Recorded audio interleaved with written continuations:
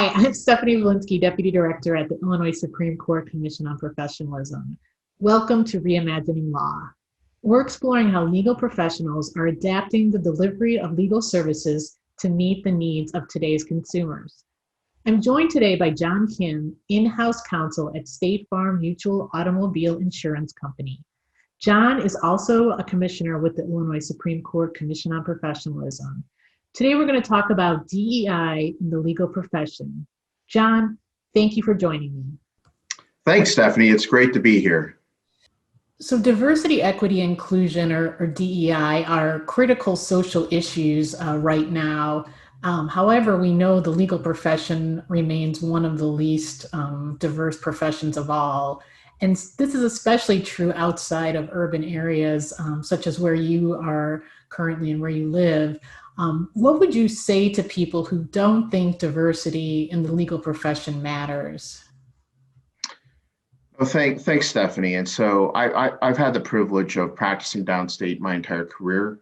And in my private practice experience, I practiced as far north as Cook County and all the way down south to Jackson County and on both sides of the state. And have really enjoyed the diversity of practice in our state. And in-house, I've had the pleasure of working on matters across the country with lawyers in various jurisdictions. So this is a great question. You know, what I would tell individuals that ask these questions, I would frame it in two questions back to them. Do you care about the communities in which your children and grandchildren will grow up? And secondly, do you care about your account balance? And what I'm getting at is, as to one, DE&I are critical to our communities that we live and work in. And in order for the public to have trust in access to justice and the administration of justice, it's important that our profession reflect the communities that we practice in. As to the bottom line, your account balance, DE&I is becoming even more critical in this day and age to sophisticated consumers of legal services. And those consumers are no longer big in-house departments such as myself, but even individual clients seeking counsel that are looking for counsel on individual matters that reflect their interests and priorities. And so from my vantage point as an in-house lawyer, I'm interested in will my retained counsel, will my outside lawyer reflect the values of my organization as well as the folks that I represent. And that comes through DE&I. And there is a priority that is placed on that. And that does affect your bottom line. No, excellent points. And you talked about, obviously being downstate, and you've practiced your entire career downstate, outside, one might think the diverse, Chicago area. What's that experience been like for you working downstate for your entire legal career? Challenging, to say the least.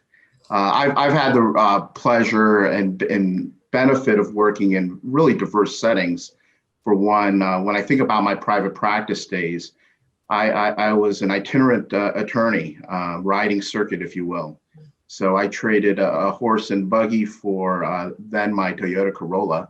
And so I was as far north as Cook County, visiting our friends in the Daly Center, all the way down to Jackson County and practicing on both sides, east and west of the state. And so I observed, as a practicing trial lawyer, courtrooms with diverse judges, diverse court staff and bailiffs, and diverse attorneys, to walking into courthouses and courtrooms where the thought did cross my mind, have these folks ever seen an Asian Pacific American lawyer in this courtroom? And so I've seen both spectrums. I've experienced them. To say that I haven't been impacted as a minority attorney wouldn't be the case.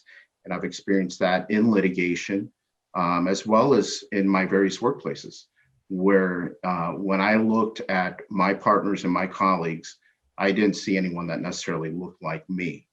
And so I do have the benefit of having been born and raised downstate, and so that's why I came back home. But it is challenging working as a diverse attorney in a non-diverse setting. And how would you say that have kind of dealt with that as the years have gone by? I've taken it as a personal challenge, right? The impact that an individual can make is significant. And sometimes in this space in DEI, an individual can feel that like, what can I do or what voice do I have? And I think for all individuals, whether you're in Cook County, in the collar counties, or in a rural county, you do have a voice. And I think that voice is stronger when we act together collectively as bar associations, as a bar. For sure.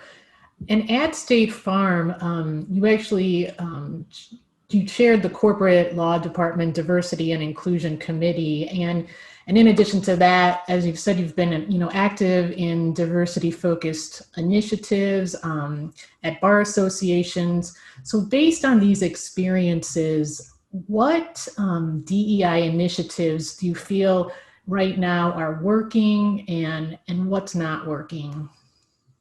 Well, let me start with what's not working. And let me speak to my brothers and sisters in the law downstate in various counties. I think doing nothing is not working, or not working is not working.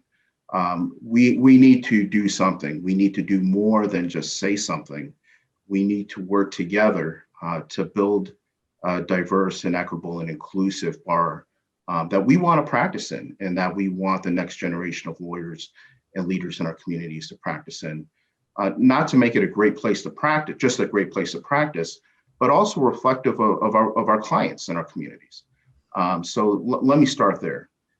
Let me tackle this question from two perspectives. One, from what works from a private practice setting that I've observed downstate, as well as what's worked from my experience in-house, looking at my own experience, as well as looking at experiences from my peers around the country. And so from a private practice standpoint, I think it starts with broad-based buy-in with your bar association.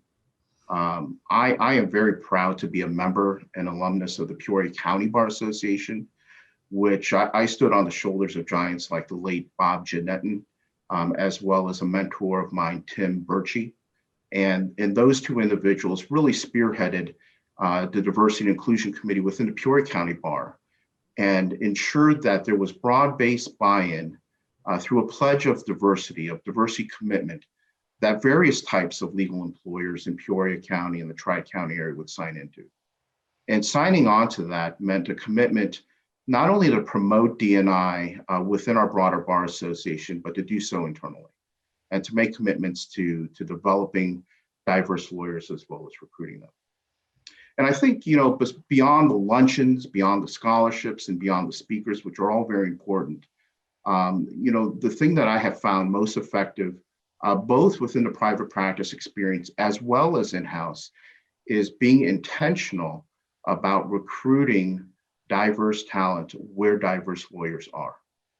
Diverse attorneys will not know about your place of employment, your community in which you live, and the bar in which you practice if you don't come to them. And so I think in a very simple yet innovative thing that the Peoria County Bar did, and I still believe they do this today, is that the bar collectively will make visits to law schools during on-campus interviewing and recruitment time periods, not only for recruitment, but to share what it's like to practice in a great community like Peoria. The same thing would be true for other communities downstate, which are fantastic places to practice, like Sangamon County and Springfield, Bloomington Normal here in McLean County, as well as our friends in Champaign County and Champaign-Urbana. No, those are great initiatives with the Bar Association that you talked about. And, in addition to the Bar Association, you've discussed how you've worked both in the private and corporate sectors. And so how much impact can corporations actually have on diversity in the profession when hiring outside counsel? And what more can be done, either in just the corporate or both the private and corporate on this issue? Yeah, so let me build off of the last question you asked me and talk about what works in the in-house setting, both internally, and then how we move that needle in the retention of outside counsel. And so on the first piece, from our experience, we've really focused on three pillars: recruitment, retention, and then development and promotion of diverse attorneys. And I think you can't have one without the other. It's like a three-legged tripod or the proverbial three-legged stool, right? And so each of those components are important to a very successful and intentional DEI program with an in-house setting. But I think to your specific question of moving the needle, I think in-house lawyers, of which there are many in the state of Illinois and throughout the region, play a critical component of promoting DEI within our profession. Because through the selection and retention of diverse attorneys, we can advance the development of our bars in that manner in our profession. And it's not just, selection of diverse lawyers within who represents an organization, but I think especially within the private practice, intentional development and promotion and credit from an origination perspective for diverse senior associates as well as young partners to help them in their progress within the firm is critical. And those partnerships that can be built not only with your outside counsel, but the synergy that exists through the in-house lawyer, the outside counsel, and the great work that various minority bar associations do at the national level as well as at the local affiliate level really play a critical role in advancing D&I in the profession. Right. So you are saying it really has got to be a holistic model, right? And that's right. Okay. And do you feel like that it right now is not as holistic as it could be? I think all of the stakeholders and the players are there. It's a matter of building the bridges and making sure that we're all rowing the same direction. But when you look at whether it's a small department or a large in-house department, like where I work for Fortune 50, the amount of legal spend is pretty considerable and can make a significant impact on some of these goals. But I think it all starts with sharing the right D&I priorities so that you can set the right goals and to develop a strategy that you can execute on. Okay. All right, great. Well, as you know, as we're talking about this, we'd be remiss to not, discuss how dramatically things have changed, obviously, in 2020. And, working from home, both you and I right now, has become the norm. So do you think the option to work remotely will help improve diversity in firms and organizations that are based outside urban areas? And if so, why or why not? Typical lawyer answer, I think it depends, and yes and no, right? I think, opportunities for perhaps employers like where I work that's not in an urban setting have an opportunity to seize upon in telecommuting and finding talent, frankly, anywhere across the country, to increase that diversity, not only in your traditional areas of diversity, but that diversity of thought and experience, and to improve that richness in your organization. But I think the challenge is still there because the opportunities that you sometimes lose, especially in a department or a firm setting where the culture has always been based on relationship, which is fostered through that in-person connection, that can oftentimes be lost in this work from home world that we're in. And so it requires a different level of intentionality, of mentoring, of developing one-on-one relationships to help develop diverse lawyers, even in a work from home option. So I think there's going to be some reframing and retooling of how we approach this, but the opportunity is there. And thank you so much, John, for joining me and for your insights today.